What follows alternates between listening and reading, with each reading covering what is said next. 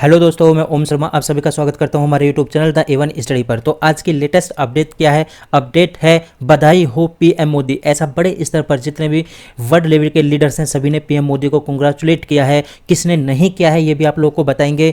और by vote by paying money, अर्थात पैसों के बदले वोट खरीदना, क्या है ये रीजन और क्यों हो रहा है, ये बहुत बड़े लेवल पर आप लोगों को बताएंगे एक एक करके। सबसे पहले ये हमारा टेलीग्राम है, ये इसका स्कैन कोड है, आप इसको स्कैन करके हमारे टेलीग्राम लिंक से जुड़ सकते हो। जो भी अपडेट होंगे यहाँ पर आपको प्रोवाइड करा दी जाएंगी।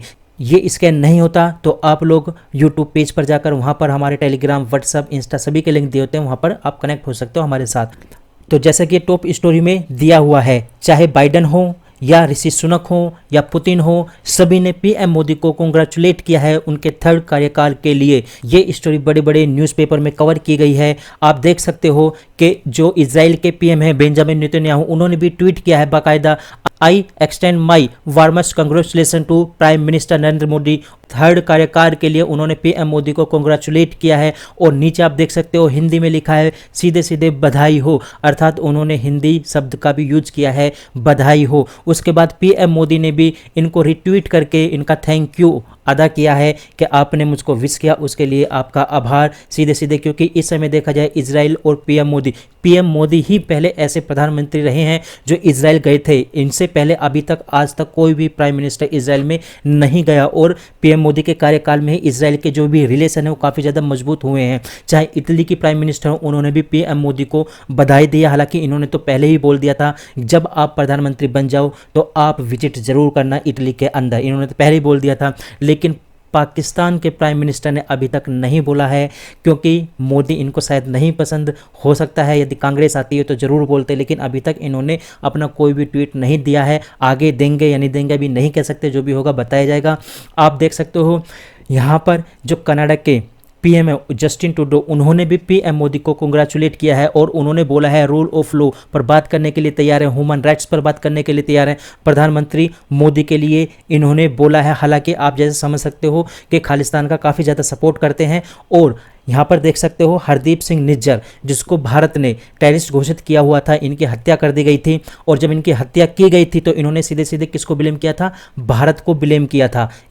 ये कनाडा के प्राइम मिनिस्टर हैं, इन्होंने सीधे सीधे ब्लेम किया था भारत को कि भारत के एजेंसी द्वारा ऐसा किया गया है। हालांकि फिलहाल इन्होंने कांग्रेचुलेशन किया है पीएम मोदी को कि आप चुनाव में जीत गए हो, उसके लिए आप लोगों को बधाई हो। और इन्होंने बोला है कि हम भारत के साथ अपने रिलेशनशिप अच्छे करेंगे, ह्यूमन राइट्स पे बात करेंगे, डाइवर्सिटी पर बात करेंगे, रूल ऑफ लॉ पर बात करेंगे। तो काफ़ी ज़्यादा इन्होंने ये बात यहाँ पर बोली है। आप यहाँ पे देख सकते हो ये निज्जर है, इसकी हत्या का आरोप भारतीय एजेंसियों पर लगाया था इनके द्वारा। हालांकि बाद में जब इनके हत्यारों को पकड़ा गया तो वो कौन थे? वो वहीं के कनेडियन थे, लोकल। हालांकि इस पर जो दिल्ली ने बोल दिया था, जो दिल्ली की एजेंसी हैं, दिल्ली न्यूज़पेपर हैं, उन्होंने काफ़ी ज़्यादा बोला था दिल्ली से कि एलिगेशन, ये हम पर आरोप लगाया गया है। ऐसा बोला गया था दिल्ली की तरफ से मतलब हमारी गवर्नमेंट की तरफ से ऐसा बोला गया था। हालांकि अब बोला जा रहा है कि डिप्लोमेटिक रिलेशन जो है उनको मजबूत करने की बात इन्होंने बोली है। आप यहाँ पर देख सकते हो जो कनाडा ने स्टैंड लिया है प्राइम मिनिस्टर मोदी के साथ, उन्होंने सीधे सीधे बोला है countries prime minister said on Thursday morning, यानी सुबह को ही इन्होंने बोल दिया था थर्सडे मॉर्निंग में कंग्रेचुलेसन। और ये ट्वीट किया था एक्स पर, यहाँ पर आप देख सकते हो। और इन्होंने सीधे सीधे एक आरोप भी लगाया था कि चाइना के बाद, यहाँ पर देख सकते हो, चाइना के बाद भारत कनाडा के लोकतंत्र के लिए खतरा है, ऐसा इन्होंने बोला।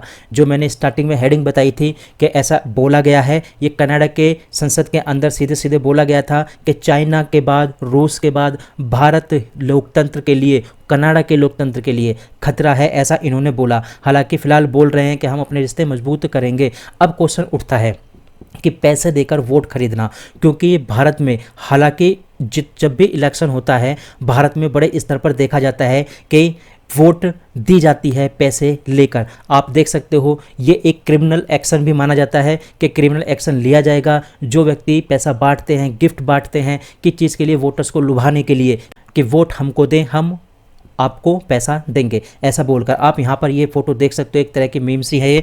तो जब भी नेता दिखाया जाता है तो काफ़ी ज़्यादा मोटा ताज़ा तगड़ा सा दिखाया जाता है, लेकिन जब भी पब्लिक दिखाई जाती है ऐसे बिल्कुल मरी सी दिखाई जाती है। क्योंकि नेता के पास क्या होता है, बहुत सारा आप देख सकते हैं यहाँ पे पैसा छुपा होता है। ये बोतलें छुपी होती है, लिकर्स यानी ये वाइन छुपी होती है यहाँ पर। और ये क्या काम करते हैं, इनको या तो दारू बांटते हैं वाइन बांटते हैं या उनको मनी बांटते हैं और ये मनी के बट के अपनी वोट दे देते हैं। हालांकि ये क्या है, एक क्राइम माना जाता है बड़े, लेकिन लोग फिर भी इसको बड़े स्तर पर करते हैं। आप यहाँ पर देख सकते हो कितना ज़्यादा पैसा ये हैदराबाद के अंदर भी पकड़ा गया था, छत्तीसगढ़ के अंदर भी पकड़ा गया था, गुजरात के अंदर भी पकड़ा गया था, पंजाब के अंदर भी पकड़ा गया था। बड़े स्तर पर यह पैसा पकड़ा गया था एजेंसियों के द्वारा इलेक्शनों के दौरान। ये किस चीज़ के लिए जा रहा था, बांटने के लिए ही जा रहा था। चाहे बंगाल हो, वहाँ पर भी काफ़ी बड़े स्तर पर बहुत पैसा पकड़ा गया था। आप यहाँ पर देख सकते हो ये राहुल जी हैं, इन्होंने इलेक्शनों के दौरान बोला था साफ साफ। आप सबसे पहले ये वीडियो सुनिए। हिंदुस्तान की गरीब महिलाओं के बैंक अकाउंट में 1 लाख रुपए हर साल, 8,500 रुपए हर महीने, टकाटक। ये इलेक्शनों के दौरान बोला था कि हम आपको पैसा देंगे हर महीने 8500 रुपये, खटाखट जैसी बात इन्होंने बोली थी। उसके बाद आप ये वीडियो देखिए। 1,000 টাকা দিচ্ছে আর স্বামীর কাছ থেকে হাত পাততে হচ্ছে না, যিনি দিচ্ছে 1,000 টাকা তাহলে খুব খুশি। আমাদের খুব খরচা চলে যাচ্ছে, একদম খুব খুশি। এই ভিডিও খেলবে দিদি? হ্যাঁ নিশ্চয়ই খেলবে। अब इसमें क्या था, 1000 रुपये में इस महिला ने अपना वोट दिया ममता को, यानी ममता बनर्जी को अपना वोट दिया और उसके आधार पर ये बहुत खुश हैं। 1000 रुपये में मोस्टली लोग बिक जाते हैं और अपना वोट दे देते हैं। क्या ये लोकतंत्र के लिए खतरा नहीं है? आप खुद सोच सकते हैं। आप यहाँ पर ये वीडियो देखिए।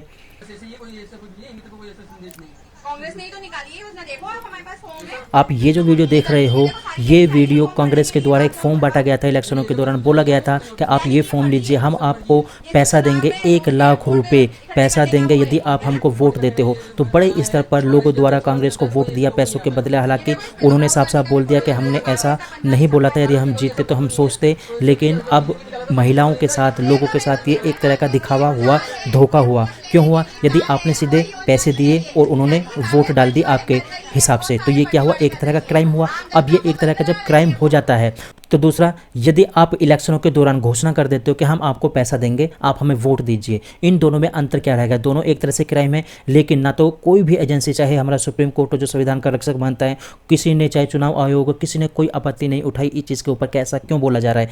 क्योंकि ये एक तरह का धब्बा है लोकतंत्र के ऊपर कि आप लोग चाहे पहले पैसा दो या बाद में पैसा दो, लेकिन पैसा देने की यहाँ पर एक गिफ्ट देने की बात की जा रही है कि आप हमें वोट दो। क्योंकि आजकल देखा जा रहा है कि वोट विकास के नाम पे नहीं, डेवलपमेंट के नाम पे नहीं, किसी प्रकार का किसके नाम पर हो रहा है, पैसा का नाम पर यहाँ पर किया जा रहा है।